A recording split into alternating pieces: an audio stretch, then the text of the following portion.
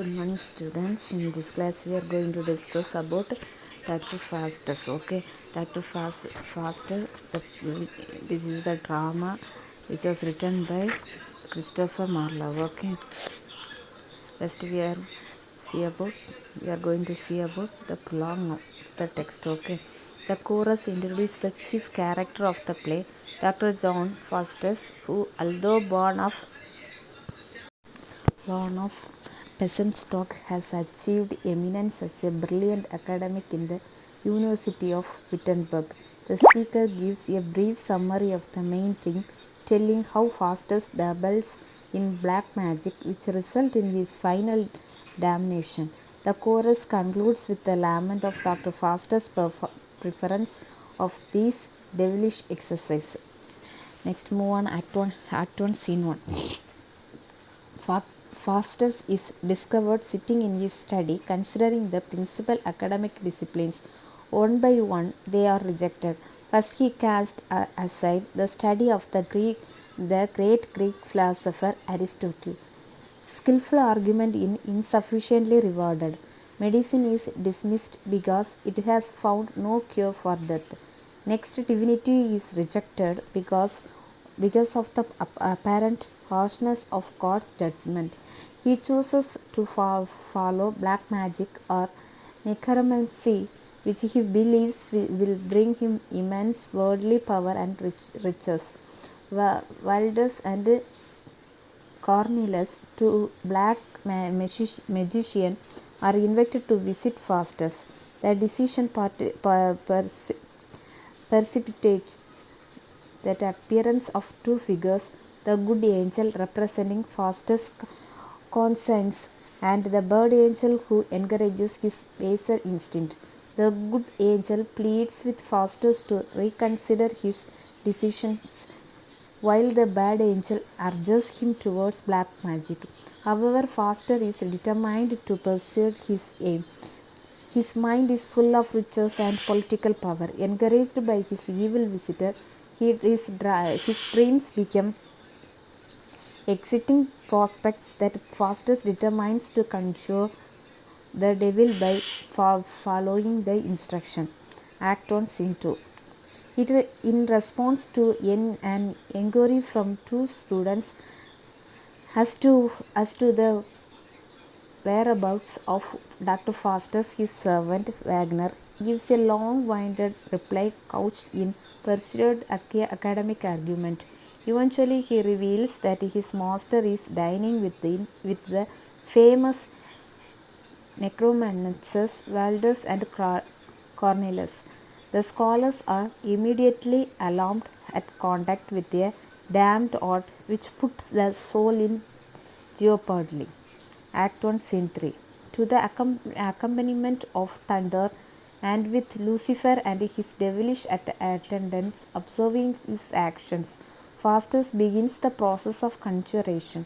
He draws a circle round himself, inscribing on the circumference the Hebrew letters spelling Jehovah, names of saints and signs of zodiac.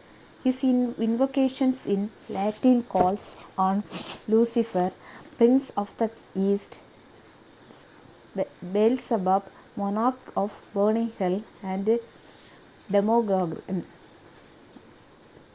to the heavenly Trinity of God, to send forth Mephistopheles. At first there is no response, so he scatters holy water and makes the sign of the cross. Mephistopheles appears, but in the shape of an ugly dragon. Faustus orders him to return and repair the disguise of a Franciscan fair. Faustus, exulting in his necromantic skill, proclaims himself conjuror laureate when Mephistopheles comes back dressed in a fairer habit.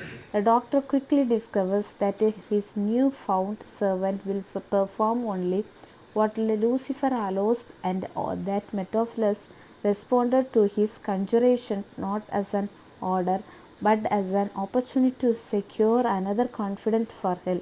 Faustus make light of these reference to hell, believing them to be inventions of the philosopher.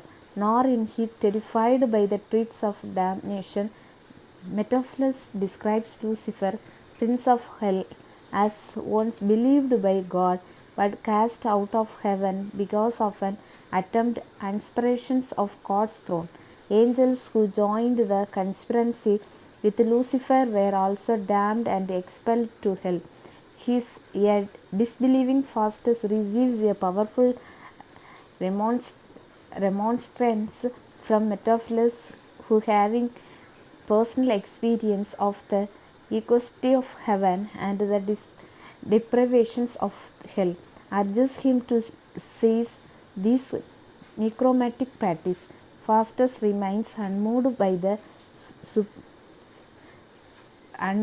this surprisingly passionate outburst. Instead of he processed the treaty with Lucifer that in exchange for 24 years of 24 years of living and earthly prey, he will surrender his soul to the devil. Left alone, Faustus considered great schemes of dominations. Act 1, Scene 4. Magnus has picked up some of his master's conjuring skill, which he shows off to the rather foolish down at heel lackey named Robin, whom he wishes to employ. Robin is alternately offered bribes and threats. When he rejects the money, Wagner successfully conjures up two devils who attack the fertile lad. Covered into permissions, he receives a assurance that he too will learn the conjuring tricks. Act 2, Scene 1. The exhalations that Faustus experienced is now replaced by grave uncertainty. Thoughts turning him to God and heaven battle with the resolutions to maintain trust in Beelzebub. This inward turmoil is outwardly demonstrated by the appearance of two figures, the bad angel, who urges him to continue his alliance to continue his allegiance to Lucifer, and the good angel who commands repentance. Having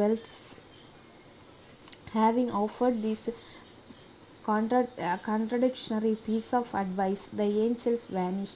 Faster, consoling himself with vision of wealth, summons up Mephistopheles to hear the outcome his proposal to Lucifer. He learns that the promise must be enshrined in the formal deed written in blood. Although he remains curious as to the value of his soul to Lucifer, Faustus stabs his arms to obtain the bloody link. However, to his surprise to puzzlement, to supply dries up the Mephistopheles is dispatched to bring fire to revive the floor. Having been unwarmed, the blood liquefies and the deeds in completed with consummates. At the place of wound, disturbing wounds appear homologous. But Faustus determines to resist the advice and stay with Mephistopheles to quell the evidence disturbance in the mind of Faustus. Mephistopheles conjures of devils who makes presents of goddess and rich garments. Thus diverted the conditions and read over the signed document delivered.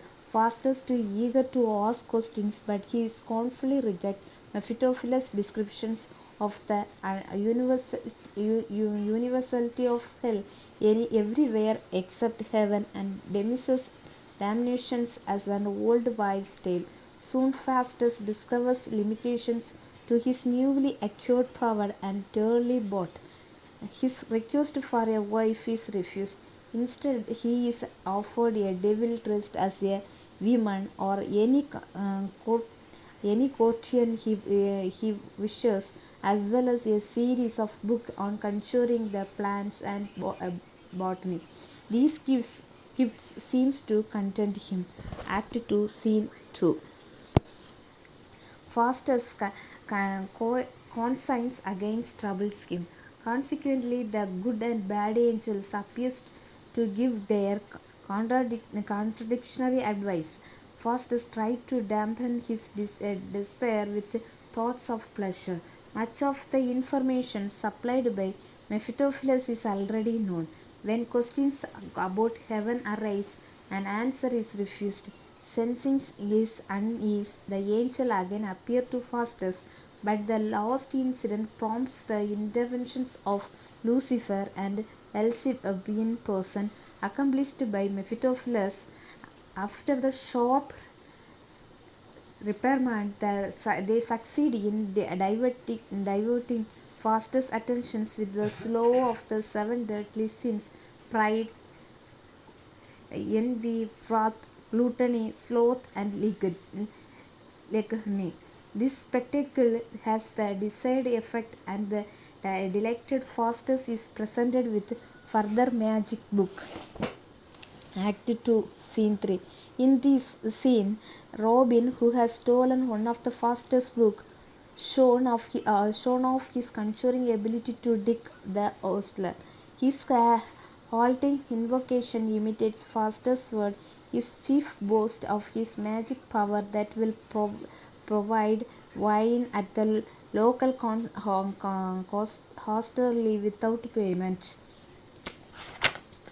And chorus 1. The chorus reports on Faustus' carefully study and astronomy, his triumphant journey through the heaven, and his determinations to visit Rome. Act 3, Scene 1. Faustus describes to Mephistopheles his journey through Europe, and together they plan to cause mischief in Rome on the occasion of the Pope's celebrations at St. Peter's feast. A great procession arrived headed by cardinals and bishops, accompanied by chanting monks and friars. With the Pope is Raymond, King of Hungary, followed by the chained captive Bruno. The prisoner is used as a footstool of the Pope and ascends his throne. Considerations is given as to the proper punishment of Bruno, and two cardinals and are dispatched to study certain legal document. Mephistopheles follow the departing clerics and put them to sleep. He and Faustus assume their robes and returns to the council chamber. In the meantime, Bruno has unsuccessfully pleaded his cause. Having read out the decree that condemns Bruno to death at the stake, the disguised Faustus and Mephistopheles are made guardians of the prisoner and are able to secure his release. Preparations for the feast then begin. Act 3, Scene 2. Faustus or Mephistopheles prefer to enjoy the discomfort they will create. Faustus is given a magic belt that renders with invisible. The two unfortunate cardinals are at last returned with their decisions about Bruno, find themselves condemned in death by an exasperate pope. The banquet begins only to the disturbed by widely disconcerting events that include the snatching of food and wine by the gleefully invisible Faustus and Mephistopheles. Finally, the Pope, getting a box on the ears, orders a group of friars to lay these troublesome ghosts, but yet clerics find themselves beaten and chased out with firework. Act 3, Scene 2. Robin and Dick plays a joke on a winter concerning a alleged stolen wine goblet. They call Mephistopheles to their aid, but he, irritated by the interpretations to his duties, transforms Robbins into an ape and Dick into a dog. Act 4, Scene 1. In this scene, one courtier, Bevanlo, unimpressed by Faustus' powers, too reluctant to join the general admiration extended by Charles, the German Emperor Bruno, and the Duke of Saxony. They welcome Faustus with a great effusiveness, and he is invited to recreate the historic figures of Alexander the Great and his paramour. Benvolio leaves making jokes about the venture. They assemble cold, then watch a dumb show in which Alexander wrestles with a defeats Darius and presents the crown of the vanquished king to his paramour. The emperor is so impressed that he moves to embrace the figures, but Faustus warns him these are but shadows and cannot be touched. However, a mole visible on the paramour's neck is proof of her identity. As a punishment for his flippancy, the returning Benvolio finds his head sprouting two horns. Only the kindly interventions of the emperor prevents him from becoming the permanent figures of fun. Act 4, Scene 2. Benvolio, annoyed at seeing Medea look foolish, determines to get his revenge on Faustus. He plans with a group of soldiers to ambush Faustus. In the ensuing struggle, they believe they have exhausted him, but they struck off his falls and Faustus remains unharmed. They would be assassins and chased away by Mephistopheles and other devils. Act 4, Scene 2. This scene is really a continuation of previous one.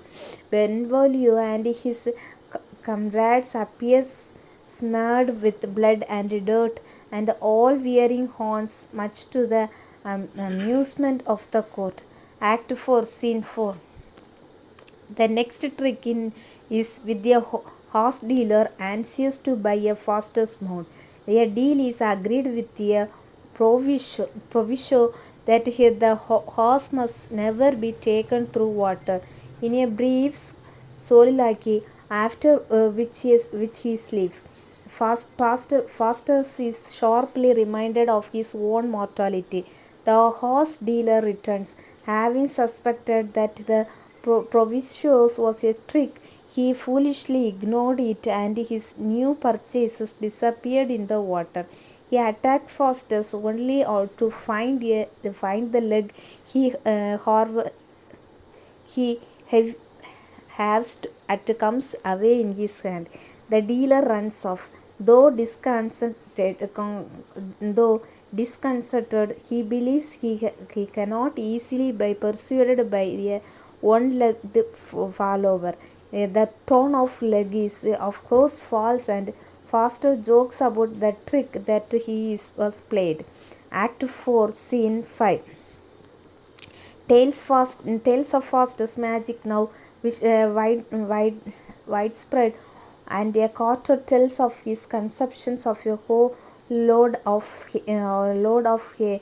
Whistles of horsely dealer reports the unfortunate experience that determines to seek recompense for their losses. Act 4, Scene 6. Faustus is now the guest of Duke and Duchess of Anhalt. The lady is presented and her request with the dish of their seasoned grapes. The season is interrupted by the arrival of the servants demanding restitutions, but Faustus settles them all by a series of magic strokes that render them all dumb. Act 5, Scene 1. Faustus senses that the end of his life is near. They discussed with these scholars concerning who was a most beautiful woman in the world results in the conjurations of Helen of Troy, uh, whom they all admire. As the scholars depart, a old man appears urging Faustus to give up her devilish necromantic pursuits and turns his mind towards repentance. But the urgent appeals produced in Faustus only deep despair. The feeling is so terrible that Faustus seems willing to accept from Mephistopheles a dagger in order to commit suicide. Although the old man reappears, stressing the power of God's mercies. Faustus cannot shake off all of his feelings of hopelessness. He is reprimanded by Mephistopheles for even thinking about repentance. To assuage these desperate thoughts, Faustus reconstructs that heavenly Helen. The time Faustus embraces the spirit and feels his soul drawn from his body. The old man who witnessed the embrace realized that all is lost and now Faustus indeed damned. The devils are unable to harm the old man who is also at the end of his life. Act 4, 5, Scene 2. As Faustus engages in setting his earthly affairs, the horrors of hell assemble to gather up their victim. Nothing that the scholars can say is able to move Faustus from his fixed belief, but that he is beyond pardon. He then reveals that details of his secret contract with the devil.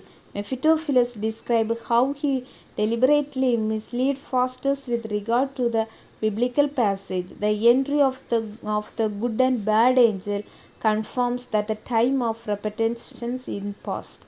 The good angel speaks of the futility of worldly possessions, and bad angel enlarges on the horrors of hell.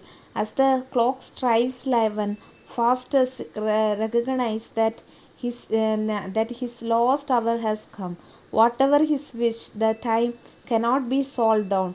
He sees Christ's redeemed blood streaming in the sky, but a painful rebuke from Lucifer reminds him of his lost state. There is no escape from God's wrath and on earth or in the sky or in the body's dissolution. He faces perpetual damnations midnight strikes. The devils drag him down into the hell. Act 5, Scene 3. The savage mortal remains of Faustus are discovered by the scholars and taken away for decent burial. Then move on the epilogue of the drama. The chorus reminds the audience of the dangers associated with the pursuit of practices forbidden by God. The temptation is particularly great for those who consider themselves wise. Okay, students, thank you.